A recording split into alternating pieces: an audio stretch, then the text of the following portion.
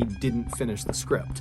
And there's a reason for that, and it's the same reason the police stepped in and stopped Mark from making this script into a movie. At the time they read his script, the police had already figured out who owned the garage where Giles and Johnny were attacked. Johnny's friend, the one who Johnny had forwarded Jen's email that had those strange directions, well, that friend gave those directions to the police once Johnny had been reported missing. And so the police followed these strange directions to this garage, and they discovered it was not owned by some young, beautiful blonde named Jen or Sheena. It was not owned by some designer named Harry. It was owned by a young, up-and-coming filmmaker named Mark Twitchell. But to this point, Mark had been extremely cooperative with police and allowed them to search it, and they found nothing. And he explained to them he was not remotely the only person with access to this garage, not by a long shot. But when police searched Mark's laptop, they found a hidden document, and this document was his 42-page script.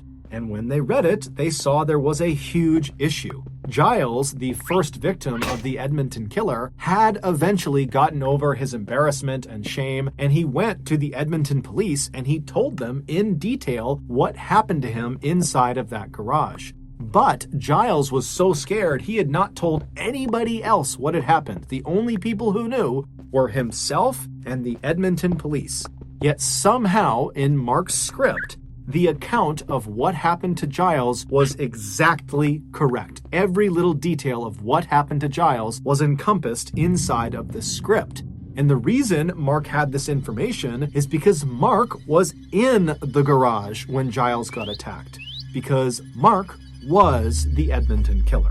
Mark had been so desperate to make his killer in his new movie as good as Dexter in the TV show that Mark decided he needed to literally become Dexter in real life. He needed to know exactly what it felt like to lure an unsuspecting victim into a kill room and murder them so that he'd be able to more accurately write about it in his script. He believed this would put his movie over the top. It would be the most authentic killer movie ever, and it would be his ticket to Hollywood. And so after Mark used a fake dating profile to trap and then attack Giles, after that experience, he wrote about it, and that became his script.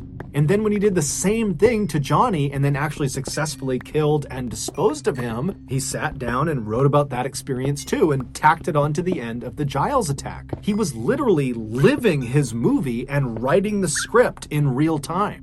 The title that Mark gave his script was SK Confessions, which stood for Serial Killer Confessions. And that's exactly what the script was. It was a real confession.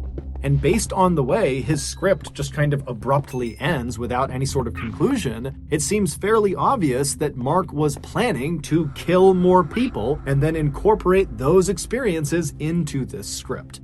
Ultimately, though, the script that was found by police was used to convict Mark of murder, and he is currently serving life in prison.